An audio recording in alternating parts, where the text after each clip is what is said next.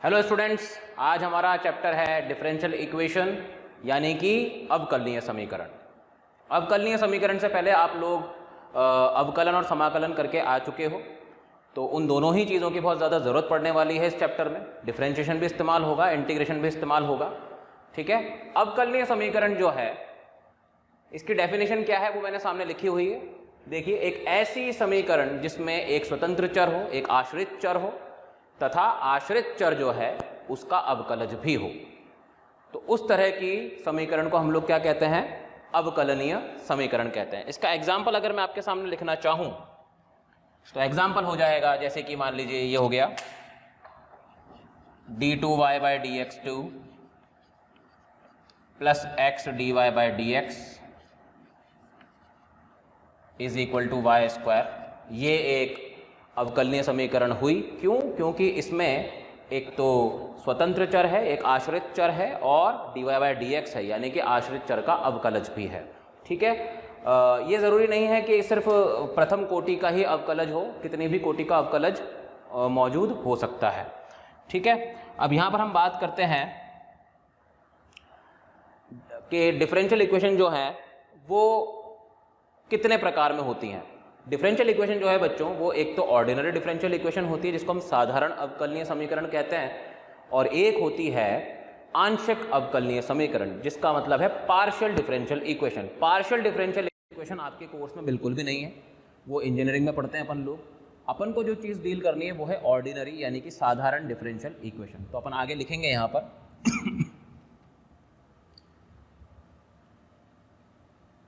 कि जो differential equation है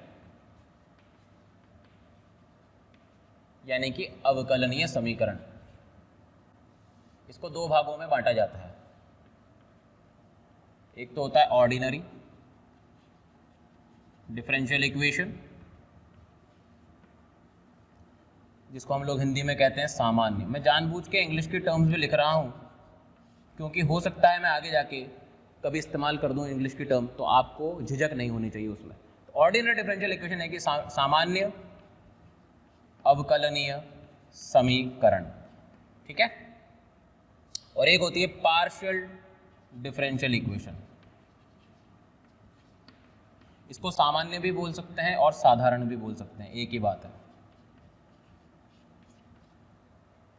पार्शियल डिफरेंशियल इक्वेशन यानी कि आंशिक अवकलनीय समीकरण, ये होगी आंशिक अवकलनीय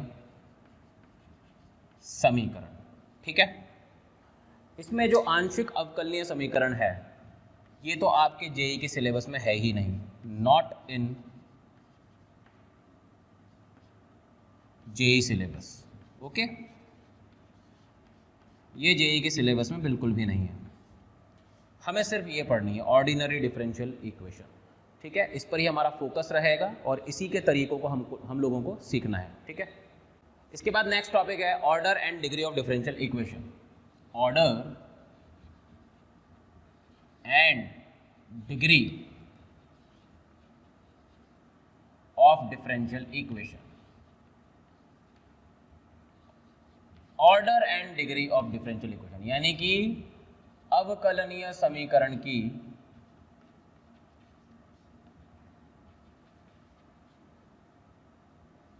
कोटि व घात। ऑर्डर यानी कि कोटि और डिग्री यानी कि घात, ठीक है। तो हम सबसे पहले बात करते हैं इसमें ऑर्डर यानी कि कोटि की।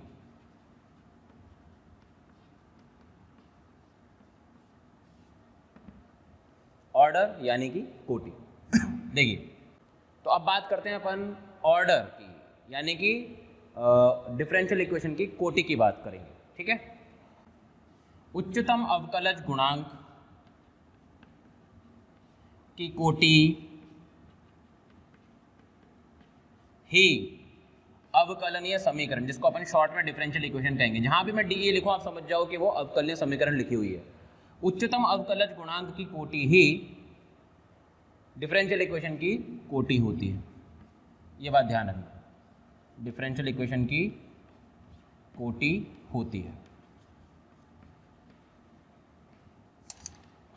कहने का मतलब क्या है, देखिए अगर मेरे पास d2y/dx2 है, ओके, प्लस 3 टाइम्स d3y/dx3 है, प्लस x² टाइम्स dy/dx है, इज इक्वल टू 0 है, तो इस अवकलनीय समीकरण की अगर कोटि आपसे पूछी जाएगी तो आपको क्या दिमाग में रखना है कि इस समीकरण में सबसे ऊंचा अवकलज गुणांक कौन सा है। तो आप देखोगे ये तो 2 बार ही डिफरेंशिएशन हुआ, इसका डिफरेंशिएशन केवल 3 बार हुआ और इसका डिफरेंशिएशन केवल 1 बार हुआ, तो सबसे ज़्यादा किसका हुआ, इसका। तो इसकी कोटि कितनी हो जाएगी, 3 हो जाएगी, क्योंकि उच्चतम कोटि का गुणांक यहाँ पर d3y/dx3 है। ठीक है, उच्चतम अवकलज गुणांक की कोटि ही डिफरेंशियल इक्वेशन की कोटि होती है। तो इसको कितनी बार डिफरेंशिएशन किया गया, 3 बार, सबसे अधिक बार यही था, इसलिए इस डिफरेंशियल इक्वेशन की कोटि भी कितनी होगी, ऑर्डर 3 होगा। क्लियर है ये बात। तो हमेशा आपको क्या करना है, जब भी आपसे कोटि पूछी जाएगी तो आपको ये देखना है कि आपके डिफरेंशियल इक्वेशन में सबसे हाईएस्ट ऑर्डर डेरिवेटिव कौन है ना, उच्चतम अवकलज गुणांक कौन है, उसी की कोटि आपके डिफरेंशियल इक्वेशन की कोटि भी रहेगी। ठीक है, अब बात करते हैं हम डिग्री ऑफ डिफरेंशियल इक्वेशन की। देखिए ऑर्डर तो फिर भी ठीक है, ऑर्डर में आप गलती कभी नहीं करोगे, लेकिन डिग्री ऐसी चीज़ है जिसमें आराम से गलती की जा सकती है अगर आपको प्रॉपर इन्फॉर्मेशन ना हो तो हमेशा ध्यान रखें, डिग्री के बारे में मैं बात कर रहा हूं फिलहाल। यह उच्चतम अवकलज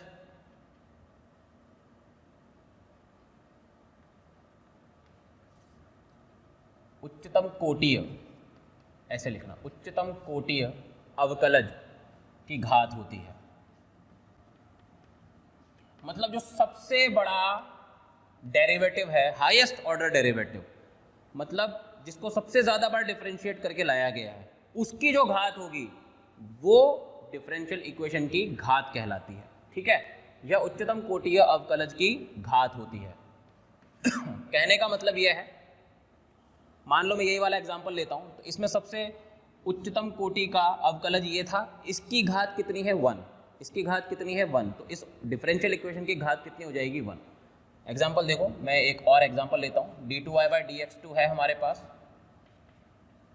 प्लस 3x² dy/dx, यहाँ पर है पावर 4 प्लस d3y/dx3 और यहाँ पर है पावर 2 इज इक्वल टू 0। तो अब आप ये देखिए कि अगर मैंने आपसे इसमें ऑर्डर और डिग्री यानी कि कोटि और घात पूछी तो आपका जवाब क्या होगा। सबसे पहले अगर मैं आपसे ऑर्डर पूछ रहा हूँ तो ऑर्डर का मतलब है कि आपको देखना है कि उच्च कोटीय अवकलज कौन सा मौजूद है इस इक्वेशन में।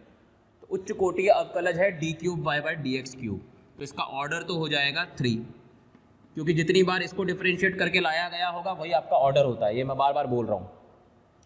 फिर बात करते हैं घात की। मैंने आपसे बोला था उच्च कोटीय अवकलज की जो घात होती है, उच्च कोटीय अवकलज ये है, इसकी जो घात है वो 2 है, तो मतलब इस डिफरेंशियल इक्वेशन की घात कितनी हो जाएगी 2। ठीक है, तो डिग्री यानी कि घात वो कितनी हो जाएगी 2। क्या बात समझ में आ रही है आपको। अब इसमें कुछ रूल्स होते हैं जिसकी वजह से आपको घात डिक्लेयर करने में बहुत ज़्यादा आसानी रहने वाली है। तो अपन स्टार्ट करते हैं उन रूल्स के साथ। तो घात निकालने की मुख्य बातें हैं, ये बहुत इंपॉर्टेंट बातें हैं। इसमें सबसे पहली बातों पे मैं आता हूँ, घात को डिक्लेयर करने के पहले मैं कुछ इंग्लिश के वर्ड का भी इस्तेमाल कर रहा हूँ जो बहुत इजीली अपन यूज़ करते हैं आम बोलचाल में। घात को डिक्लेयर करने के पहले यह ज़रूर जांच लें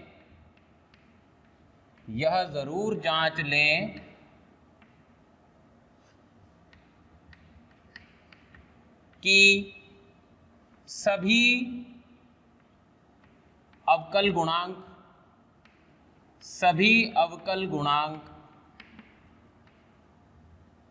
बहुपद रूप में हैं। सभी अवकल गुणांक बहुपद रूप में हैं। बहुपद रूप में है का मतलब क्या है वो देखिए। बहुपद रूप का मतलब सिर्फ इतना है कि जैसे dny/dxn है, इसके ऊपर मान लो घात है p, ठीक है। प्लस यहाँ पर कोई भी फंक्शन हो सकता है x और y का, ठीक है। और यहाँ पर फिर घात आपकी कम हो गई, घात मतलब कि कोटि कम हो रही है डिफरेंशिएशन की, ठीक है।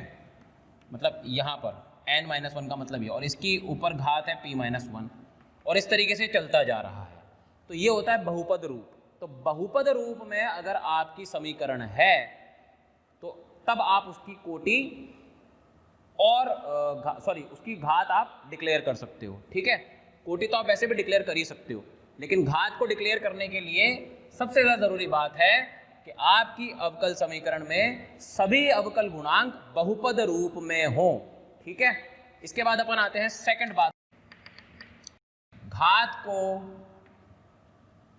डिक्लेयर करने से पहले अवकल समीकरण यानी कि डिफरेंशियल इक्वेशन को रेडिकल्स से फ्री कर लें। रेडिकल्स क्या होते हैं आप सब जानते ही हो। रेडिकल्स का मतलब होता है जैसे 1/2 घात हो, या 3/4 घात हो, या 1/5 घात हो। इस तरह की जब घातें होती हैं उनको अपन रेडिकल्स कहते हैं। तो इन सबसे वो मुक्त हो जानी चाहिए, ठीक है। कहने का मतलब क्या है वो ध्यान से देखिएगा।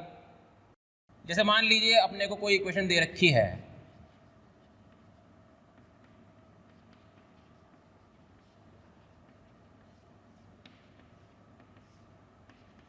इस तरीके से। अब अपन ने देखा इसमें यार ये वाली घात जो है रेडिकल है, तो सबसे पहले अगर आपको इसकी घात आपको डिक्लेयर करनी है तो उसके लिए सबसे पहले आपको इस 2/3 से मुक्त करना पड़ेगा। उसके लिए हमें क्या करना पड़ेगा आप सोचो, आपको दोनों तरफ क्यूब करना पड़ेगा। तो d2y/dx2 इधर हो जाएगा पावर 3 और यहाँ हो जाएगा 1 + dy/dx होल स्क्वायर का स्क्वायर। अब क्योंकि ये मुक्त हो चुकी है किससे, रेडिकल से, तो आप इसकी आप इसकी घात बता सकते हो। इसकी घात कितनी है 3, क्योंकि उच्चतम अवकलज जो है वो d2y/dx2 है और उसकी जो घात होगी वही आपकी डिफरेंशियल इक्वेशन की भी घात होगी, ठीक है। इसके बाद है तीसरा पॉइंट, इंपॉर्टेंट है, डिफरेंशियल इक्वेशन की घात परिभाषित नहीं होगी यदि कोई भी अवकलज गुणांक, कोई भी अवकल गुणांक log ITF या एक्सपोनेंशियल यानी कि चरघातांकीय, ठीक है, चरघातांकीय। log का तो आप जानते ही हो, लघुगणक, और ITF यानी कि प्रतिलोम त्रिकोणमितीय फलन। ITF में, log में या एक्सपोनेंशियल में अगर आपका कोई भी अवकल गुणांक है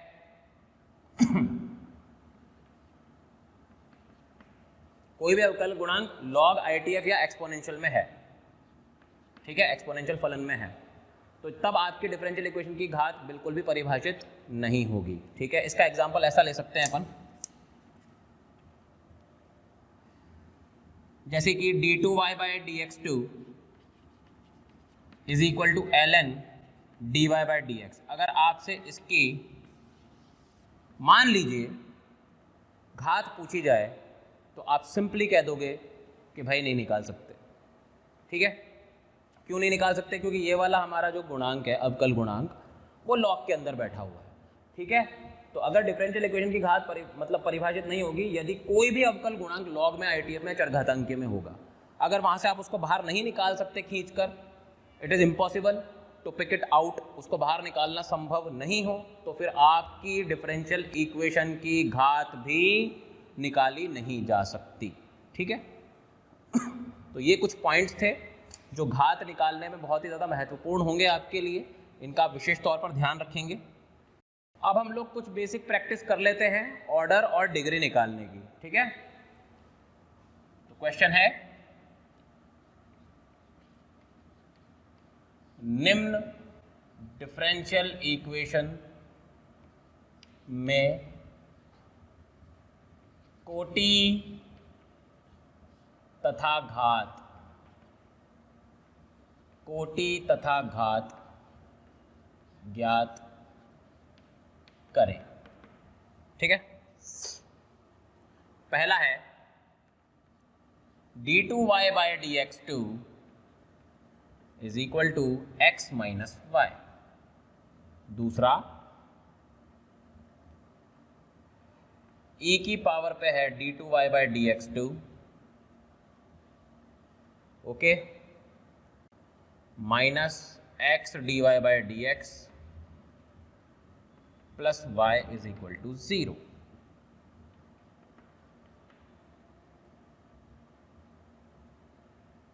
third one is x plus dy/dx is equal to 1 plus dy/dx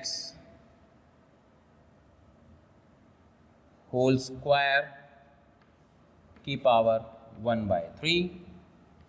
and fourth one is sine inverse dy/dx is equal to x plus y। तो ये प्रश्न आपको दिए हुए हैं, आपको इनमें ऑर्डर यानी कि कोटि और डिग्री निकालना है। पहले वाले में तो आपको साफ दिख रहा है ऑर्डर इसका 2 है, क्योंकि द्वितीय कोटि का अवकलज मौजूद है, और उसी की पावर की बात करें तो 1 है, तो डिग्री इसकी 1 हो जाएगी। पहला क्वेश्चन। दूसरे क्वेश्चन में आपने देखा कि ये अवकल गुणांक जो है ये चरघातांकीय के ऊपर है, तो पहले इसको हमें मुक्त कराना पड़ेगा उससे। तो उसके लिए हम क्या करेंगे, देखिए e के ऊपर जो d2y/dx2 है इसको हम ऐसे लिख सकते हैं x times of dy/dx minus y, और अब हम log ले लेंगे दोनों तरफ बेस e पर, तो आप देखोगे यहाँ पर ln आ जाएगा और ये हो जाएगा x times of dy/dx minus y। तो आपने देखा, आपने इसको तो मुक्त करा दिया, लेकिन जैसे आपने इसको मुक्त कराया ये कैद में आ गया। ये किसकी कैद में आ गया, ये log की कैद में आ गया। इसका मतलब इस सिचुएशन में हम ये कह सकते हैं, क्योंकि इस अवकल गुणांक को हम अब log से बाहर नहीं निकाल सकते, तो इसमें डिग्री डिफाइंड नहीं होगी। तो इस पर्टिकुलर क्वेश्चन में ऑर्डर तो 2 रहेगा इसकी वजह से, लेकिन डिग्री आप कह सकते हो परिभाषित नहीं है। और क्यों परिभाषित नहीं है, क्योंकि अवकल गुणांक log के अंदर फंसा हुआ है। क्लियर है? अब आते हैं हम थर्ड वाले पर। थर्ड वाले में देखिए x plus dy/dx is equal to 1 plus dy/dx whole square की पावर 1/3। मैंने आपसे बोला था रेडिकल से फ्री होनी चाहिए आपकी इक्वेशन, तो यहां पर मुझे सबसे पहले इसमें क्यूबिंग करनी पड़ेगी दोनों तरफ। तो x प्लस dy/dx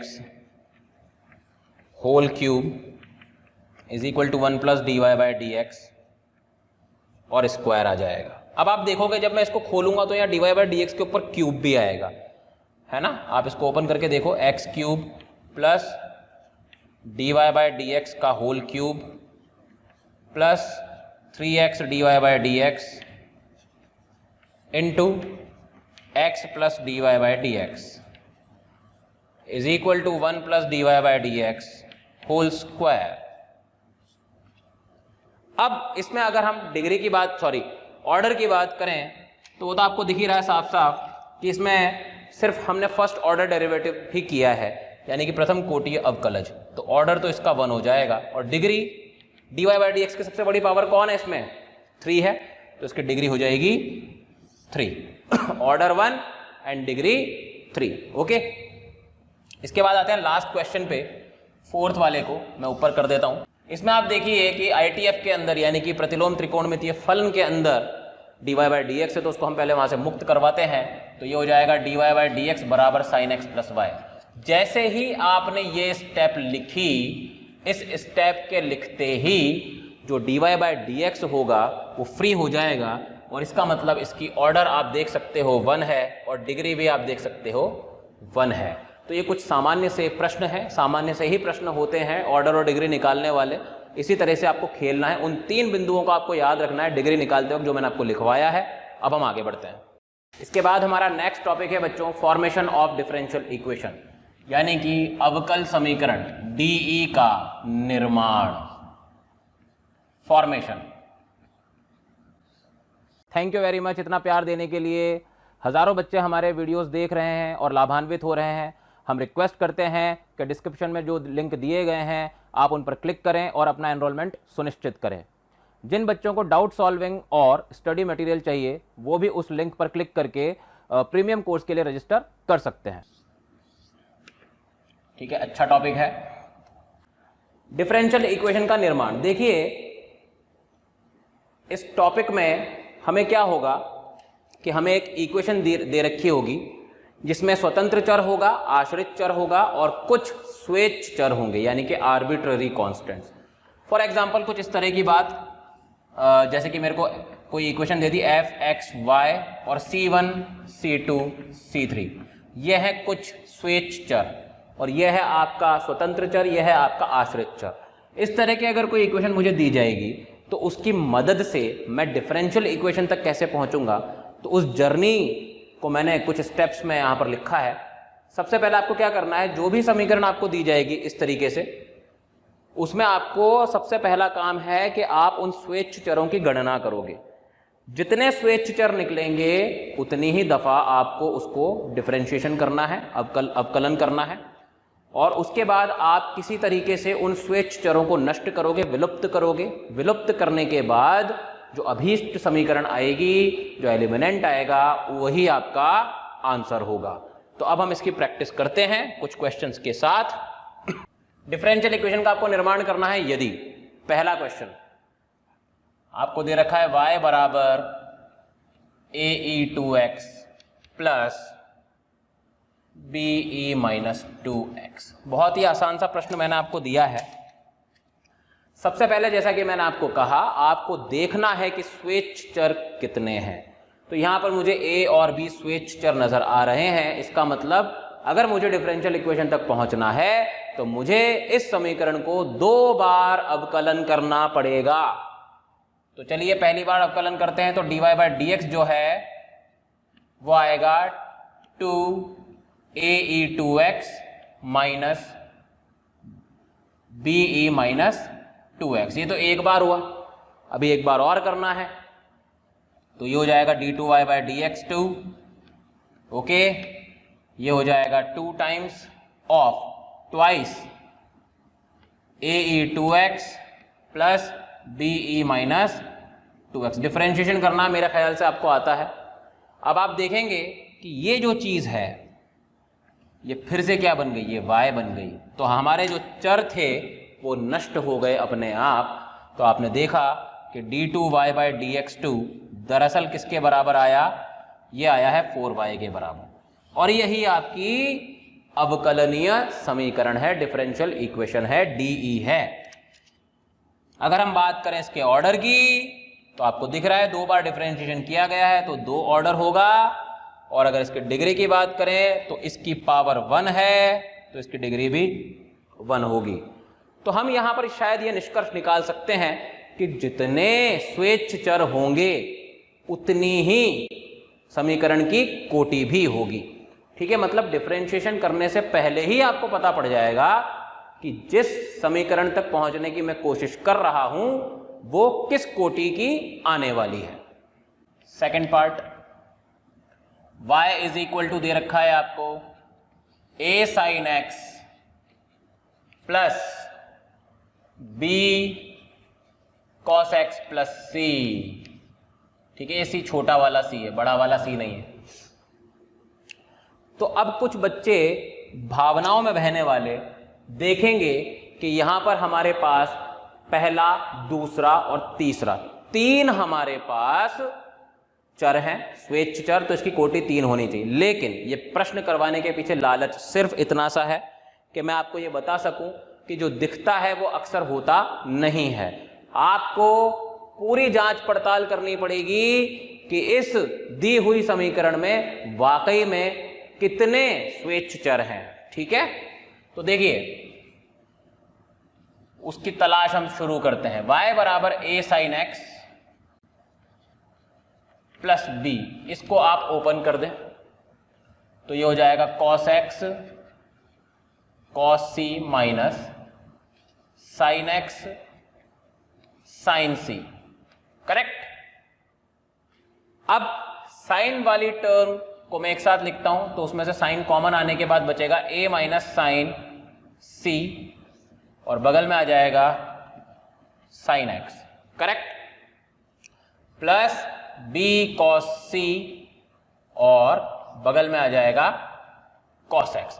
अब आप देख सकते हो जैसा कि मैंने आपसे बोला था a b और c ये तीन आपको शुरुआत में दिख रहे थे, लेकिन अब a माइनस साइन c एक ही चर बन जाएगा मान लो k1 और b cos c एक ही बन जाएगा मान लो k2। तो दरअसल जो समीकरण में दिख रहे थे शुरुआत में कि तीन स्वेच्छ चर हैं वो रिड्यूस होकर के कितने बन गए, वो रिड्यूस होकर के 2 बन गए।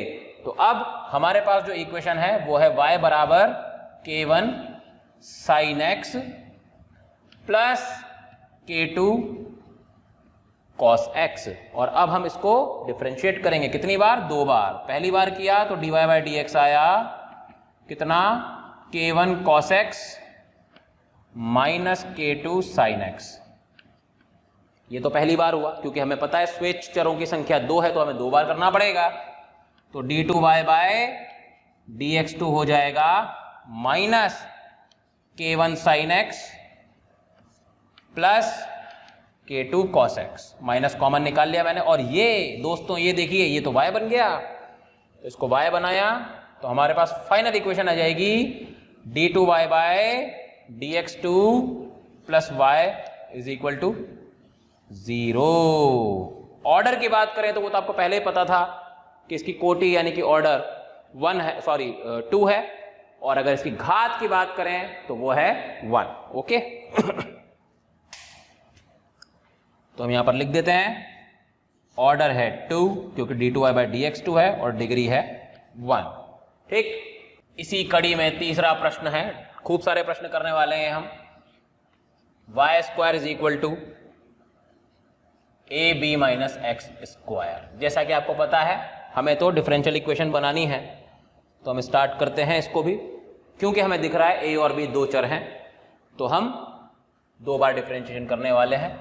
तो ये हो जाएगा 2y dy by dx is equal to minus 2ax। ठीक है, 2 से 2 को हम कैंसिल कर सकते हैं, ये हो जाएगा, वापस डिफरेंशिएशन करते हैं तो y times of d2y by dx2 plus dy by dx को बाहर रख के y का करेंगे तो dy by dx whole square हो जाएगा is equal to minus a। Correct. अब हमें a को नष्ट करना था तो हम इस इक्वेशन को उठाते हैं और यहां से a की वैल्यू को लिख लेते हैं minus y upon x dy by dx, और इस वैल्यू को उठा करके हम यहां पर रख देते हैं तो हमारे पास डेफिनेटली एक डिफरेंशियल इक्वेशन आ जाएगी। तो देखिए y d2y by dx2 plus dy by dx whole square is equal to, ये हो जाएगा y upon x dy by dx। Okay, अब आपसे अगर इस डिफरेंशियल इक्वेशन की कोटि व घात पूछा जाए तो कोटि, क्योंकि d2y बाई dx2 मौजूद है यानी कि 2 बार डिफरेंशिएशन हुआ है तो ऑर्डर तो 2 आ जाएगा और डिग्री इसी की घात 1। ये आपका आंसर है। ठीक है, fourth question is y square is equal to x minus c whole cube. तो y और x के अलावा आपको c दिख रहा है यानी कि एक आपके पास यहां पर स्वेच्छ चर है। तो अब अपन लोग डिफरेंशिएशन करना स्टार्ट करते हैं। तो देखिए 2y dy बाई dx बराबर हो जाएगा 3 times x minus c whole square. हमें c को एलिमिनेट करना है, विलुप्त करना है तो हम इन दोनों इक्वेशन को डिवाइड कर देते हैं। डिवाइड करने पर क्या आएगा, y upon 2 dy by dx is equal to x minus c upon 3। ठीक है, यहां से हो जाएगा हमारे पास 3y upon 2 dy by dx is equal to x minus c. Okay, और अब इस x माइनस सी की वैल्यू को हम लोग यहां रख देते हैं, तो हमारे पास आंसर आ जाएगा 2y dy by d x is equal to 3x minus c का होल स्क्वायर, यानी कि 9y square upon 4 dy by d x whole square. Multiply कीजिए तो हो जाएगा ये 8y dy by d x whole cube is equal to 27y square. यह है आपका आंसर। इसमें अगर आपसे पूछ लिया जाए कि भाई इसका ऑर्डर और डिग्री बताइए, ऑर्डर 1 है क्योंकि एक बार डिफरेंशिएट किया गया है, और डिग्री 3 है। क्लियर है, क्योंकि dy बाई डी एक्स की पावर 3 है। नेक्स्ट क्वेश्चन 2 कर लेंगे। फर्स्ट के 4 पार्ट हो गए, क्वेश्चन नंबर 2 है अब सरल रेखाओं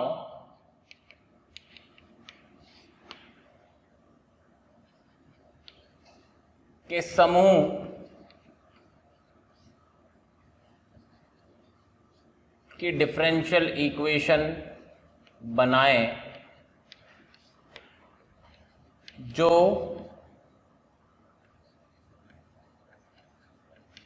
मूल बिंदु पर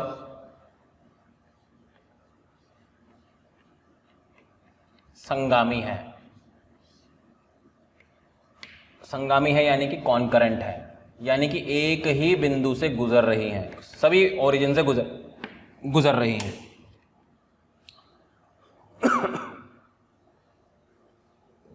तो यदि वो सभी रेखाएं ओरिजिन से गुजर रही हैं, इसका मतलब क्या है? इसका मतलब सीधा सीधा यह है कि वो जो सरल रेखाएं हैं वो ओरिजिन से गुजरने वाली रेखाएं हैं, और ओरिजिन से गुजरने वाली रेखाएं जो हैं उसको लिखने का तरीका क्या होता है? उसको लिखने का तरीका होता है y is equal to m x. y is equal to m x, जहां m उसकी प्रवणता यानी कि ढाल होती है, और ढाल को हम लोग dy बाई डी एक्स भी कहते हैं। तो हम यहां से कह सकते हैं dy अपॉन डी एक्स बराबर y अपॉन एक्स बराबर m। m की वैल्यू y अपॉन एक्स होगी, और m को ही हम dy बाई डी एक्स कहते हैं। ये बन गई आपकी अवकल समीकरण। ठीक है, तो अगर आपको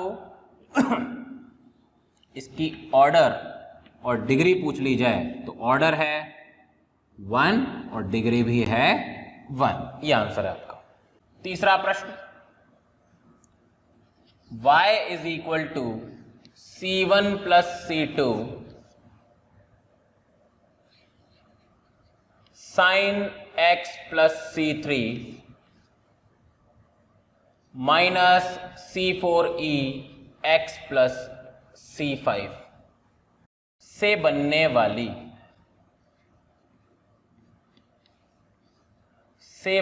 वाली अवकल समीकरण यानी कि डिफरेंशियल इक्वेशन। मैंने आपको पहले भी बोला जहां पर मुझे अवकल समीकरण लिखना होगा वहां पर मैं सिर्फ डी लिखूंगा। अवकल समीकरण की कोटि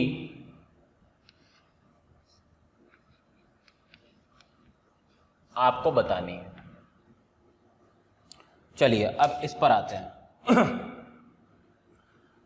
तो अगर हमें सिर्फ कोटि ही पूछी है तो हम डिफरेंशियल इक्वेशन तो बनाएंगे ही नहीं, हम तो सिर्फ इसके स्वेच्छ चरों की गणना करेंगे और कोटि को डिक्लेयर कर देंगे। तो आइए हम स्वेच्छ चरों की तलाश चालू करते हैं। तो c1 प्लस c2 अंदर है साइन x प्लस c3, इसको लिखिए sine x cos c3 plus cos x sine c3। ठीक है, आराम से सॉल्व करना है। माइनस c4 e की पावर c5 इंटू ई की पावर x। इनको मैं करीब ले आया क्योंकि ये मिलकर के एक ही स्वेच्छ चर बनाएंगे। फिलहाल हम आगे आते हैं। y इज इक्वल टू, बंटवारा कर लो, c1 प्लस c2 के साथ लिख दीजिए cos c3 इनको ब्रैकेट में बंद कर दीजिए और साइन x अकेला बाहर खड़ा रहेगा, प्लस इसी तरह से C1 प्लस C2 और साइन C3 को साथ में लीजिए, ब्रैकेट में बंद कर दीजिए, cos x अकेला बाहर रहेगा और साथ में यह है, इसको मैं K3 नाम दे देता हूँ, EX, ठीक है, क्योंकि K1 और K2 यहाँ पर बनेंगे। अब आप देख सकते हो कि ये एक स्वेच्छ चर बनेगा, इसको मैं K1 नाम दे देता हूँ, ये एक और स्वेच्छ चर बनेगा, इसको मैं K2 नाम दे देता हूँ। तो फाइनली मेरी जो इक्वेशन बनी वो क्या बनी? वो बनी y is equal to K1 sine x plus K2 cos x minus K3 e की पावर x। अब इस इक्वेशन में मुझे स्वेच्छ चर साफ नजर आ रहे हैं कि कितने हैं? 3 हैं। तो इसकी कोटि कितनी हो जाएगी? कोटि भी 3 हो जाएगी। ये आपका आंसर हो गया। उसने सिर्फ कोटि पूछी है, इसलिए अवकल समीकरण निकालने की जरूरत नहीं है। अगर मान लो हमें अवकल समीकरण निकालनी होती तो हम इसको 3 बार डिफरेंशिएट करते, वो भी आ जाती। ठीक है, अगला प्रश्न है परवलयों के समूह से बनने वाली डिफरेंशियल इक्वेशन हमें ज्ञात करनी है। ठीक है, इस पर्टिकुलर क्वेश्चन में आप देख सकते हैं जो परवलय, वो परवलय जिनका अक्ष y अक्ष के समांतर हो, वो कैसा होगा? वो परवलय या तो ऐसा होगा, कहीं से भी हो सकता है, मूल बिंदु से भी जा सकता है, या फिर वो ऐसा होगा। ये सभी वो परवलय हैं जिनका जो अक्ष है वो y अक्ष के समांतर होगा। करेक्ट। और इस तरह के परवलयों को हम लोग बहुत गहनता से पढ़ते हैं। किस चैप्टर के अंदर? किस चैप्टर के अंदर? द्विघात के अंदर, द्विघात समीकरण के अंदर। और वहां पर हम उसको क्या बोलते हैं? y बराबर ax square plus bx plus c। ये वो द्विघात व्यंजक है जिसका ग्राफ जो होता है वो ऊपर भी जा सकता है, वो नीचे भी जा सकता है। ठीक है, तो y बराबर ax square plus bx plus c। इसमें आपको कितने चर नजर आ रहे हैं? आपको 3 चर नजर आ रहे हैं। तो ऑर्डर यानी कि कोटि तो मुझे यहीं पर पता पड़ गई कि कोटि कितनी रहने वाली है? 3 रहने वाली है। अब डिग्री कितनी रहेगी तो हम एक बार डिफरेंशिएट करके देख लेते हैं। dy बाई dx जब मैं करूंगा तो आएगा 2ax प्लस b। फिर एक और बार होगा d2y बाई dx2 जब होगा तो आएगा 2a। फिर एक और बार होगा d3y बाई dx3 तो 0 आ जाएगा। ये आपकी डिफरेंशियल इक्वेशन है। सारे चर विलुप्त हो चुके हैं। तो अब आप देख सकते हो इसकी डिग्री कितनी आ गई? 1। ऑर्डर तो हम पहले ही डिक्लेयर कर चुके थे। अवकल समीकरण का हल, यानी कि डिफरेंशियल इक्वेशन को हल करना अब हम लोग सीखेंगे, उसका सॉल्यूशन निकालना हम लोग सीखेंगे। देखिए डिफरेंशियल इक्वेशन जो है हम मूलतः जो पढ़ने वाले हैं वो है first order and first degree. First order and first degree differential equation, यानी कि प्रथम कोटीय। प्यारे बच्चों, हमें कमेंट्स में हज़ारों बच्चे रोज़ाना ये बोलते हैं कि सर ये वाला चैप्टर पढ़ाएं या वो वाला चैप्टर का वीडियो डालें। तो हम उन बच्चों से रिक्वेस्टफुल मैनर में ये कहना चाहते हैं कि आप हमारे यूट्यूब चैनल पर जाएं और बेल आइकन को हिट करें। ऐसा हम इसलिए कह रहे हैं क्योंकि जिन वीडियोस की आप लोग डिमांड कर रहे हैं वो हमने ऑलरेडी हमारे चैनल पर डाले हुए हैं। तो हम रिक्वेस्ट करेंगे कि आप हमारे चैनल पर जाएं और वीडियोस देखें। तथा प्रथम घात अवकल समीकरण, इसको सॉल्व जो हम करते हैं उसके 3 तरीके हैं, या हम यूँ कह सकते हैं कि इसके 3 रूप हैं। पहला हम जो करेंगे वो है variable separable form. Variable separable form इस फॉर्मेट में होगी तो हमें वेरिएबल सेपरेट करके उसको हल करना पड़ेगा, यानी कि हिंदी में बोलते हैं चर पृथक्करण।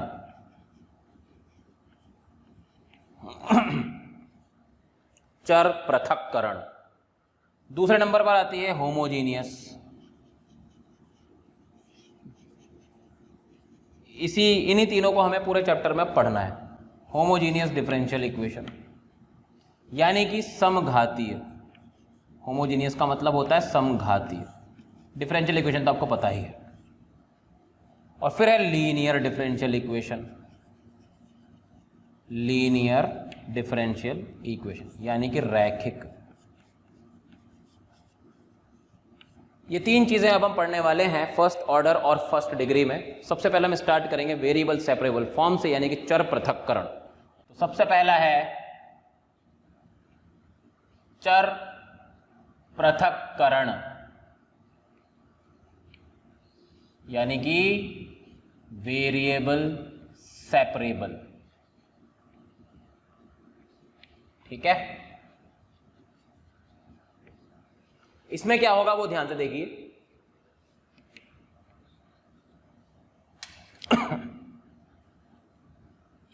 यदि हमें कुछ इस तरह की चीज दी जाए, f x d x is equal to g y d y, ठीक है, तो वेरिएबल सेपरेबल कहती है कि x को आपको dx के पास रखना है और y को आपको dy के पास रखना है। ऐसी सिचुएशन आने पर आप इसका इंटीग्रेशन करें और आपका आंसर आ जाएगा। वो होती है वेरिएबल सेपरेबल फॉर्म। ठीक है, क्वेश्चन से स्टार्ट करेंगे तो ज़्यादा अच्छे से समझ में आएगा आपको। चलिए क्वेश्चन करते हैं। पहला question, dy by d x आपको दे रखा है e की पावर x प्लस वाई के बराबर और आपसे इसका सॉल्यूशन पूछा जा रहा है। तो अब देखिए कैसे सॉल्व करेंगे इसको। वेरिएबल सेपरेबल है तो सबसे पहला काम क्या करना है, आपको कोशिश करनी है कि y dy के पास पहुंच जाए और x dx के पास पहुंच जाए। तो ये हो जाएगा e की पावर x इंटू ई की पावर y। ओके, यहाँ से हो जाएगा dy अपॉन ई की पावर y और ये हो जाएगा ex और ये dx। ठीक है भाई, आगे बढ़ते हैं। अब यहाँ इसको हम लिख सकते हैं e की power minus y d y और ये है e की पावर x dx। और अब समय आ गया है, अब ये इस फॉर्मेट में आ गया है f x d x d y d y. Integrate कर देंगे तो हो जाएगा माइनस e की power minus y, sorry minus e की power minus y is equal to e की पावर x प्लस c। ठीक है, तो यहां से हो जाएगा e की पावर x प्लस e की power minus y plus c equal to 0। ये है आपका आंसर। ठीक है, तो नेक्स्ट क्वेश्चन है dy by d x is equal to 1 plus x plus y plus x y. Okay, अब इस क्वेश्चन को हमें सॉल्व करना है। हम वापस उसी चीज पर काम करेंगे कि y वालों को dy के पास लेकर जाएंगे और x वालों को dx के पास। तो यहां से हो जाएगा 1 प्लस वाई और 1 प्लस एक्स फैक्टर करके। तो यहां से बन जाएगा dy upon 1 plus y is equal to 1 plus x into d x. Now just integrate them. Integration करना आपको आता ही है। ये हो जाएगा ln 1 plus y is equal to x plus x square by 2 plus c. This is your answer. Now next question, dy by dx is equal to e की power ax plus by को solve करना है आपको। चलिए solve करते हैं। तो आप देख सकते हो dy by dx is equal to, इसको लिख सकते हो e की पावर ax इंटू ई की पावर by। यहां से हो जाएगा dy और e की पावर by इधर आएगा तो माइनस के साथ हो जाएगा ऊपर और यहां हो जाएगा e की power ax dx। Now integrate both sides. उधर इंटीग्रेशन करोगे तो क्या आएगा, e की power minus b y upon minus b और इधर क्या आएगा e की power ax upon a plus c। ये आपका आंसर है। नेक्स्ट क्वेश्चन,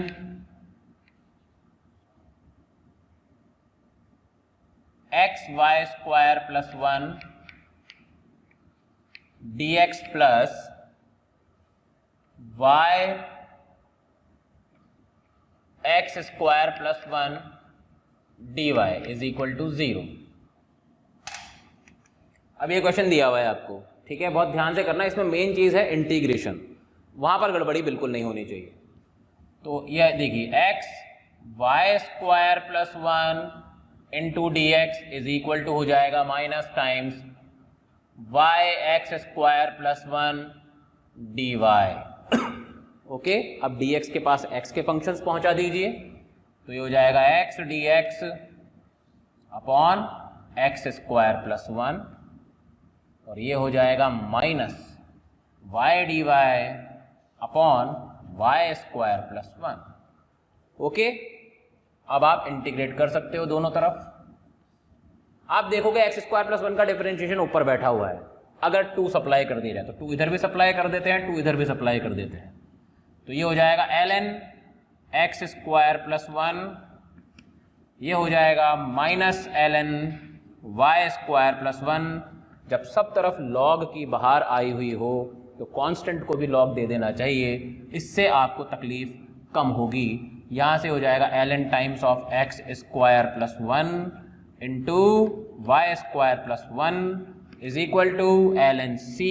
अब आप लॉग को रिमूव कर दीजिए, तो x square plus 1 into y square plus 1 is equal to c। This is your answer, ठीक है। नेक्स्ट क्वेश्चन पर चलते हैं।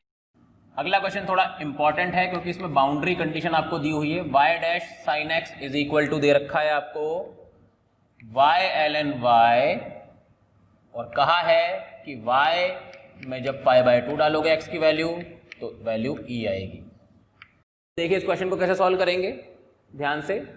y डैश को आप लिख सकते हो dy बाई डी एक्स, पहली बात तो बगल में है sine x is equal to y ln y, ठीक है। तो dy के पास आ जाएगा y ln y, तो dy upon y ln y is equal to dx upon sine x. Okay, अब हम इंटीग्रेट कर देते हैं इसको। अभी आप देखो ln y को अगर आप t मान लोगे तो dy अपॉन y को आप रिप्लेस कर सकते हो dt से, ठीक है। तो ये रिप्लेसमेंट हम लोग कर देते हैं, तो क्या आ जाएगा देखिए dt अपॉन t, और यहां पर इंटीग्रेशन हो जाएगा कोसेक x dx। ओके, अब हम इंटीग्रेट करेंगे दोनों तरफ एक साथ, तो ये हो जाएगा ln t, ये हो जाएगा ln cosec x minus cot x। सब कुछ लॉग में है तो हम कांस्टेंट को भी लॉग में ले लेते हैं, ठीक है। इसके बाद क्या आएगा देखिए ln t is equal to ln cosec x minus cot x into c, ठीक है। तो यहां से t की वैल्यू आ जाएगी cosec x minus cot x into c, ठीक है। और t कौन था, t था ln y, तो ये हो जाएगा ln y is equal to c into cosec x minus cot x। Okay, अब c की वैल्यू निकालने के लिए ही तो आपको ये कंडीशन दी हुई है। तो इसके हिसाब से क्या है कि जब आप x को π/2 डालोगे तो y की वैल्यू क्या डालोगे, e। तो चलिए वैल्यू डाल देते हैं y π/2 is equal to e।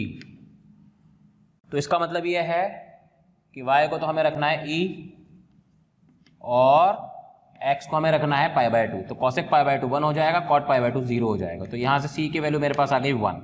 c के वैल्यू 1 को वापस आप ऊपर फिट कर दीजिए तो आपके पास आंसर आ जाएगा ln y is equal to cosec x minus cot x, या आप ऐसे भी लिख सकते हो y is equal to e की power cosec x minus cot x, ठीक है भाई। अब आगे बढ़ते हैं नेक्स्ट क्वेश्चन पे। वह शंकु ज्ञात करना है हमें जो 1,0 से जाता है और जिसकी डिफरेंशियल इक्वेशन ये है। चलिए सॉल्व करते हैं। 1 plus y square dx is equal to x y d y. वापस से वेरिएबल को सेपरेट करते हैं, तो डी एक्स के पास आ जाएगा एक्स और यहाँ हो जाएगा y d y upon 1 plus y square. Integrate कर दीजिए, साथ ही यहाँ पर आप 2 से दोनों तरफ मल्टीप्लाई भी कर दीजिए। ऐसा इसलिए क्योंकि 1 प्लस वाई स्क्वायर का डिफरेंशिएशन ऊपर बन जाएगा, तो ये हो जाएगा twice l n x is equal to l n 1 plus y square plus l n c. यहाँ से हो जाएगा l n x square is equal to l n c into 1 plus y square. Dot लगा देता हूँ just, ठीक है, confusion ना हो ताकि। और अब लॉग को रिमूव कर देते हैं। तो जब लॉग को मैं रिमूव करूंगा तो आएगा x square is equal to 1 plus y square into c. C निकालने के लिए मुझे पॉइंट दे रखा है 1,0, यानी कि जिस दिन मैं x को 1 डालूंगा उस दिन मुझे y को 0 भी डालना पड़ेगा। तो ये हो जाएगा 1 is equal to 1 into c, that is c is equal to 1। c is equal to 1 आ जाएगा, तो आपका जो शंकु है वो हो जाएगा x square minus y square is equal to 1। इसकी इक्वेशन को देखकर आप बहुत आसानी से बता सकते हो कि ये एक हाइपरबोला है। अगला प्रश्न देखिए। इस प्रश्न में हमें किसी बिंदु px, y पर खींची गई स्पर्श रेखा की ढाल दी गई है किसी वक्र पर। तो यानी कि गिवन यह है कि dy बाई डी एक्स जो है, क्योंकि ढाल को हम dy बाई डी एक्स कहते हैं, वो 2x अपॉन वाई स्क्वायर है। अब ये आपको दे रखा है और इसकी मदद से आपको वक्र की इक्वेशन निकालनी है जो -2,3 से जाता है। तो ये हो जाएगा y square d y is equal to 2x dx। Integration कर सकते हैं अब आप, ठीक है। तो ये हो जाएगा y cube by 3 is equal to x square plus c. Correct. अब आप पॉइंट डाल दीजिए सी की वैल्यू निकालने के लिए, ठीक है। x बराबर -2 पर y बराबर 3 है। इस पॉइंट को हम लोग फिट करते हैं यहाँ पर, तो आ जाएगा 27/3 यानी कि 9 इज इक्वल टू 4 प्लस सी। तो सी की वैल्यू आ जाएगी दोस्तों 5। इस वैल्यू को आप लोग पुट कर दीजिए इस इक्वेशन में, तो आपके पास वक्र की इक्वेशन आ जाएगी y cube by 3 is equal to x square plus 5। ये आपका आंसर है। नेक्स्ट प्रश्न देखिए। इस क्वेश्चन में क्या कहा जा रहा है वो मैं आपको डायग्राम के माध्यम से समझाता हूं। क्वेश्चन कह रहा है कि कोई वक्र है, ठीक है, उस पर जब स्पर्श रेखा खींची जाती है, मान लो किसी पॉइंट P पर, जिसको हम x, y मान लेते हैं, तो वो जो स्पर्श रेखा है वो अक्षों को A तथा B पर मिलती है। तो ये जो AB खंड आया है स्पर्श रेखा का, इसका मध्य बिंदु यही पॉइंट P है, ठीक है, मध्य बिंदु है। तथा ये कहा गया है कि ये जो वक्र है ये किसी पॉइंट 2,3 से भी गुजर रहा है। ये इस पूरे क्वेश्चन की स्टोरी है। तो अब हमें सॉल्व करके उस वक्र की इक्वेशन को निकालना है। चलिए, बढ़िया क्वेश्चन है। टेक्निक 1, हम इसको 2 टेक्निक से करेंगे। आपको जो अच्छी लगे आप उससे कर लीजिएगा। मुझे पता है आपको कौन सी अच्छी लगने वाली है। तो टेक्निक 1 हम क्या करते हैं टेक्निक 1 में कि ये जो अक्ष हमें दे रखे हैं ये आपको दिख ही रहा है, ये मूल बिंदु है। इसको मैं कैपिटल X और कैपिटल Y मान लेता हूँ। कैपिटल X और कैपिटल Y मानने का लॉजिक सिर्फ ये है कि मैं यहाँ पर स्मॉल x और स्मॉल y ही मानना चाहता हूँ, ना कि x1 और y1। क्योंकि x1 और y1 मानने का मतलब हो जाता है कि हम उसे एक मतलब वेरिएबल की तरह फिर हम नहीं देखते उसको, हमारा नज़रिया बदल जाता है उसको देखने का। लेकिन मैं चाहता हूँ कि आप इसको वेरिएबल की तरह देखें, इसलिए मैं यहाँ पर x और y ही रख रहा हूँ, ठीक है। आइए, क्योंकि हमारा फाइनल आंसर भी तो छोटे x और छोटे y में ही आएगा ना। तो अब टेक्निक 1 के हिसाब से AB की इक्वेशन हम लिखते हैं। बहुत ध्यान से देखिएगा, बहुत धीरे धीरे समझाऊंगा मैं। AB की इक्वेशन को हम लिख लेते हैं। तो जो AB की इक्वेशन है वो क्या हो जाएगी, y minus y is equal to m x minus x. Correct है। मुझे मध्य बिंदु P दे रखा है, उससे पहले मैं A और B के निर्देशांक निकाल देना चाहता हूँ। तो अगर मैं A के निर्देशांक को निकालना चाहता हूँ तो उसके लिए मुझे कैपिटल Y को 0 रखना पड़ेगा। तो यहाँ से कैपिटल X की वैल्यू आ जाएगी x minus y upon m. ये A के कोऑर्डिनेट्स हैं। और अगर मुझे B के कोऑर्डिनेट्स निकालने हैं तो मुझे कैपिटल X को 0 रखना पड़ेगा, क्योंकि B है Y अक्ष पर। तो जब मैं X को 0 रखूँगा तो कैपिटल Y की वैल्यू आ जाएगी y माइनस एम एक्स। ठीक है, बहुत बढ़िया, सही चीज़। तो यहाँ पर अपन एक चीज़ और ऐड कर देते हैं कि ये जो A के कोऑर्डिनेट्स हैं ये मैं लिख देता हूँ। ये हैं x minus y upon m comma 0, और जो B के कोऑर्डिनेट्स हैं वो है 0 comma y minus m x, 0 comma y minus m x. Okay, इस तरह के क्वेश्चंस बहुत मौजूद हैं, इसलिए ये तरीका बहुत ध्यान से देखिएगा, ठीक है, क्योंकि ये बहुत सारी जगह पर काम आने वाला है। अब हमें पता है कि P जो है वो मध्य बिंदु है A और B का, तो यहाँ पर लिख देते हैं हम कि P मध्य बिंदु है ए बी का। तो इसका मतलब क्या हो गया कि जब मैं x minus y upon m, यानी कि A का एक्सिस है, यानी कि भुज लिया मैंने, प्लस B का भुज लूँगा, अपॉन 2 करूँगा, तो मेरे पास P का भुज आना चाहिए, नॉर्मल बात है। तो यहाँ से x की वैल्यू आ जाएगी मेरे पास दोस्तों minus y upon m. m आपको पता ही है क्या होता है, m होता है ढाल, और ढाल को हम क्या लिख सकते हैं, dy बाय dx। जैसे ही आप जिंदगी के इस मोड़ पर पहुँचोगे आपको याद आएगा चर पृथक्करण, यानी कि वेरिएबल सेपरेबल। आप जब वेरिएबल सेपरेबल करोगे तो कोई बहुत ज़्यादा टफ चीज़ आपको नहीं मिलने वाली। dy upon y is equal to minus d x upon x मिलेगा। इंटीग्रेशन कर दीजिएगा तो ये हो जाएगा ln y, ये हो जाएगा माइनस ln x, प्लस जब सब जगह लॉग हो तो हमें चर को भी लॉग में ही लेना चाहिए, मैंने आपको बताया था। तो ये हो जाएगा ln y is equal to ln cx। तो यहाँ से y इज इक्वल टू हो जाएगा xc, गलत लिखा मैंने, हाँ सॉरी, या c बाय एक्स होगा, ठीक है। तो ये हो जाएगा xy is equal to c। Okay, अच्छा अब आगे बढ़िए, xy is equal to c आ चुका है। अब हमें c की वैल्यू अगर निकालनी है तो कर्व कहाँ से गुजर रहा है, 2,3 से गुजर रहा है। तो x की जगह 2, y की जगह 3 रख दीजिए। तो यहाँ से c की वैल्यू 6 आ गई दोस्तों। इसका मतलब जो वक्र था वो कौन था, xy बराबर 6। ये है आपका वक्र जिसकी चर्चा यहाँ पर की जा रही थी। ये तो इस क्वेश्चन को करने की टेक्निक 1 हुई। अब मैं टेक्निक 2 पर आता हूँ। टेक्निक 2 देखिए, बहुत ही आसान है, ठीक है। ये b के कोऑर्डिनेट्स को और a के कोऑर्डिनेट्स को आप मिटा दीजिए। अब देखो, कॉमन सेंस से मैं आपको ये चीज़ बताऊंगा। अगर px, y है, px, y है और वो ab का मध्य बिंदु है, तो क्या आपको ऐसा नहीं लगता कि a के कोऑर्डिनेट्स में सीधे 2x, 0 और b के कोऑर्डिनेट्स में सीधे 0, 2y लिख सकता हूँ। जब मैं ऐसा करूँगा तब भी तो इस AB का मध्य बिंदु x, y ही आएगा। आप सेक्शन फॉर्मूला लगाकर देख सकते हो।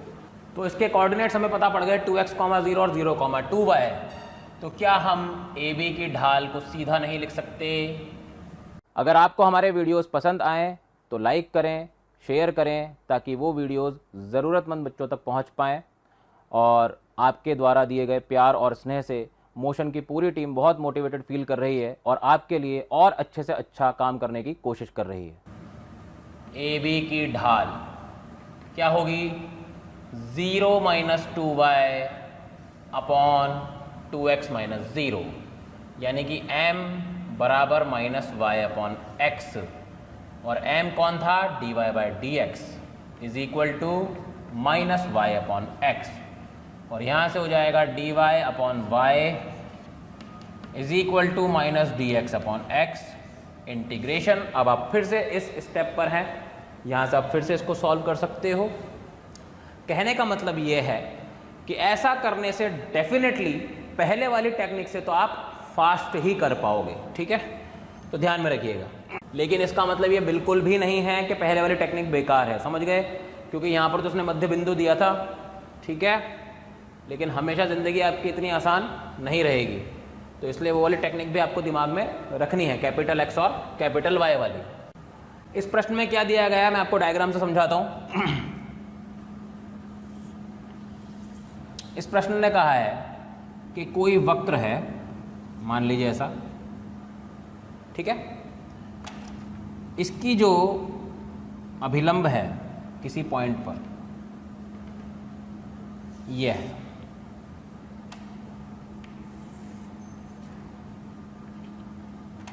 करेक्ट। मान लो ये पॉइंट था पी एक्स कॉमा वाई, इस पर मैंने अभिलंब खींचा, ओके, जो एक्स अक्ष को ए पर टकरा रहा है, तो ये तो अभिलंब की लंबाई हो गई पूरी की पूरी, ठीक है, ये अभिलंब की लंबाई है। अब इसने एक क्वेश्चन में एक चीज़ का इस्तेमाल किया है, त्रिज्या सदिश बिंदु पी का। त्रिज्या सदिश क्या होता है वो ध्यान से देखिए। त्रिज्या सदिश का मतलब है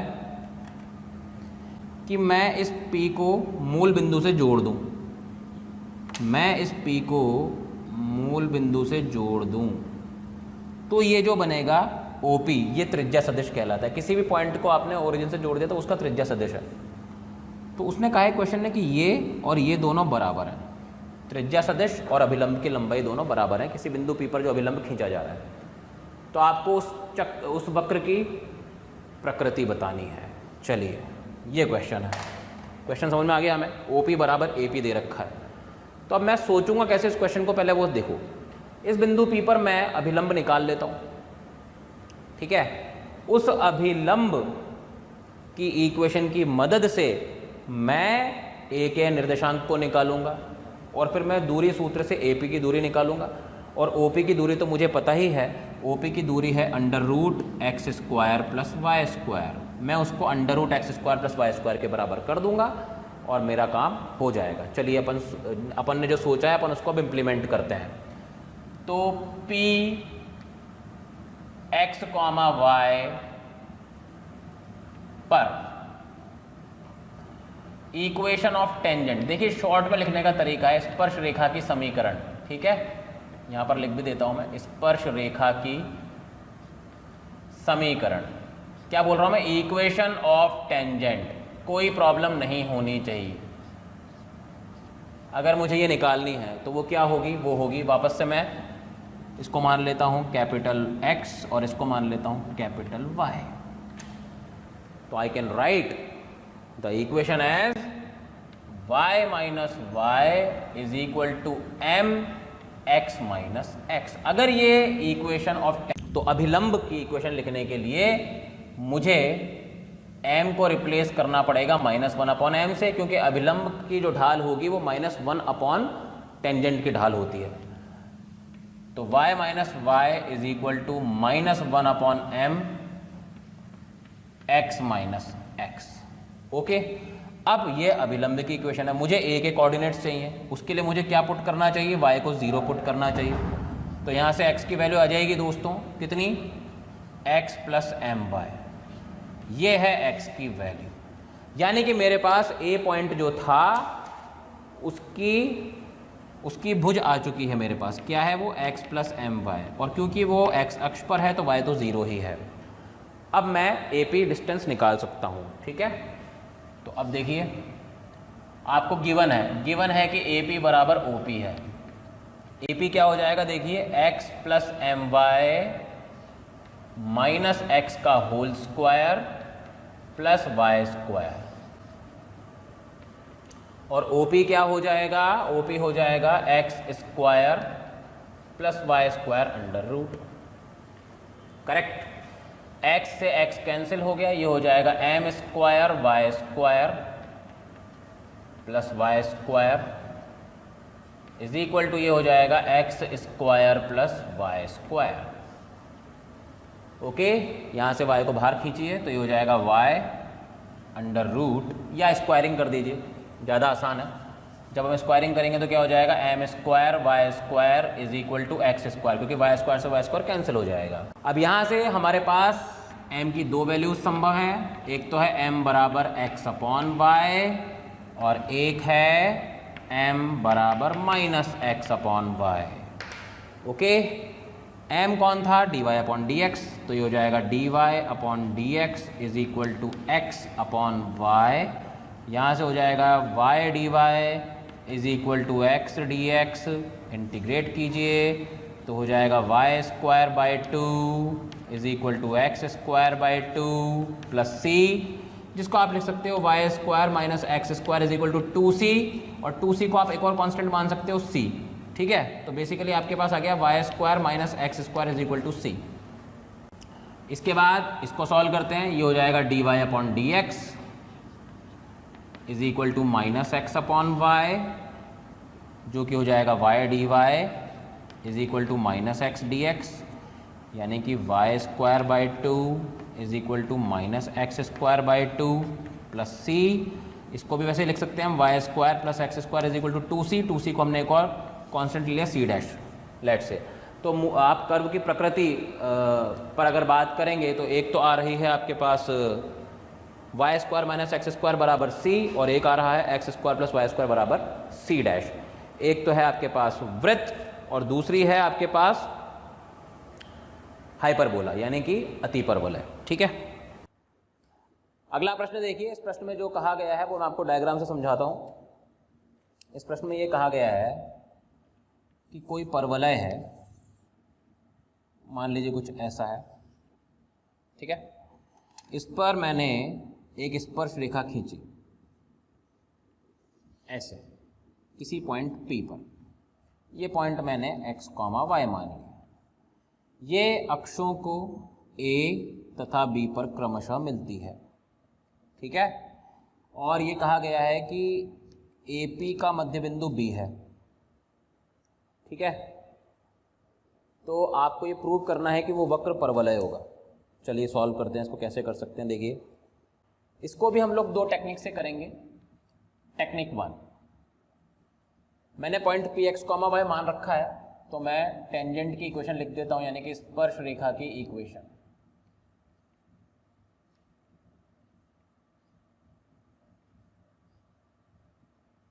समीकरण को इक्वेशन लिखूंगा मैं, टाइम कम लगता है।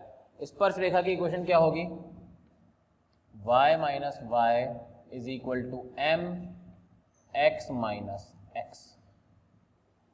ठीक है, अब अगर आप चाहते हो कि इसमें आपको a और b के कोऑर्डिनेट्स मिल जाए तो आपको क्या करना पड़ेगा भाई, a के लिए तो आपको y को 0 रखना पड़ेगा, तो x की वैल्यू क्या आ जाएगी, x minus y upon m, ये कोऑर्डिनेट है a के।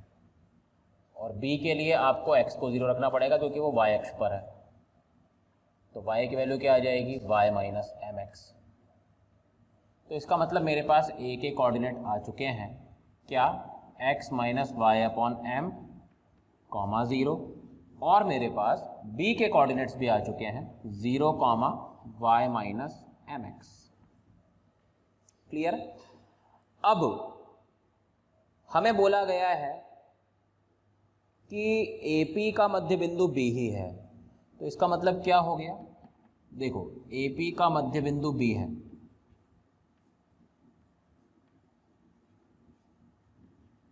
AP का मध्य बिंदु B है।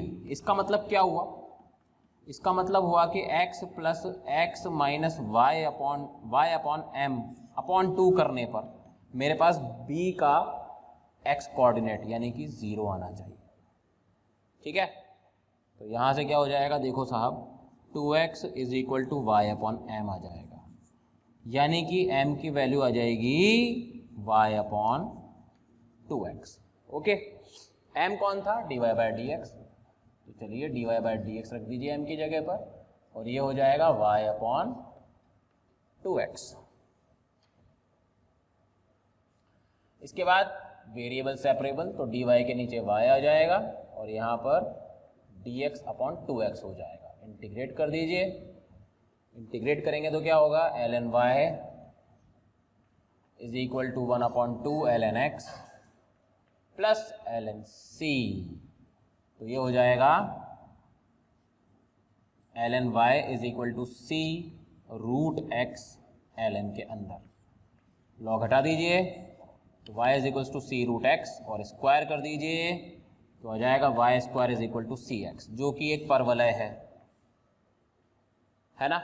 अब इसमें c की वैल्यू निकालनी है, तो इसको 1,2 से गुजार दीजिए, तो ये हो जाएगा 4 इज इक्वल टू सी, तो c की वैल्यू आ गई 4।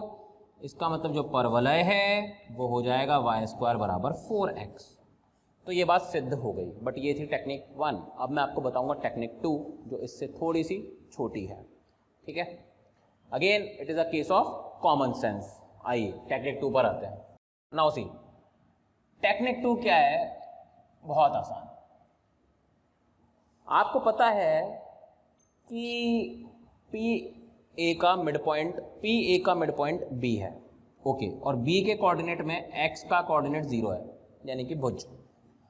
तो डेफिनेटली आपको ऐसा नहीं लगता कि A के कोऑर्डिनेट्स -x, 0 होना चाहिए, क्योंकि तभी ऐसा होगा कि x माइनस एक्स अपॉन 2 करने पर मेरे पास ये 0 आ जाएगा। ठीक है, तो ये कॉमन सेंस है कि मैंने इसको -x, 0 मान लिया है ना। और इसके y कोऑर्डिनेट को तो आप कुछ भी मान लो, y1 मान लो, कोई फर्क नहीं पड़ता। फिलहाल बात यह है कि टेंजेंट का स्लोप m था, तो स्लोप ऑफ टेंजेंट यानी कि स्लोप ऑफ AP वो अपन m मान लेते हैं, AP सॉरी, ठीक है। और AP का स्लोप क्या हो जाएगा, देखो y minus 0 upon x plus x, ये m के बराबर है, that is dy upon dx के बराबर है। यहां से आप देख सकते हो dy बाई dx की वैल्यू फिर से किसके बराबर आ गई, y अपॉन 2x के बराबर आ गई। बहुत जल्दी आप इस रिजल्ट पर पहुंच गए, और इसके बाद कैसे करना है वो तो मैंने यहाँ पर किया हुआ ही है। ठीक है, समझ में आया। इस प्रश्न में क्या दिया हुआ है वो आप ध्यान से देखिए। क्वेश्चन कह रहा है कि 0 से x कोई अंतराल है, कोई भी अंतराल हो सकता है, और कोई वक्र है y बराबर fx, वो ऐसे चल रहा है।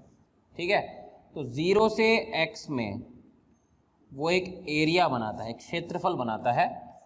वो क्षेत्रफल जो है वो प्रोपोर्शनल है fx की पावर n+1 के।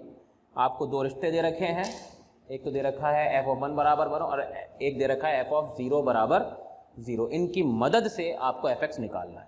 ये पिक्चर है पूरे क्वेश्चन की जो मैंने लिख रखा है। अब इसको सॉल्व कैसे करेंगे देखिए।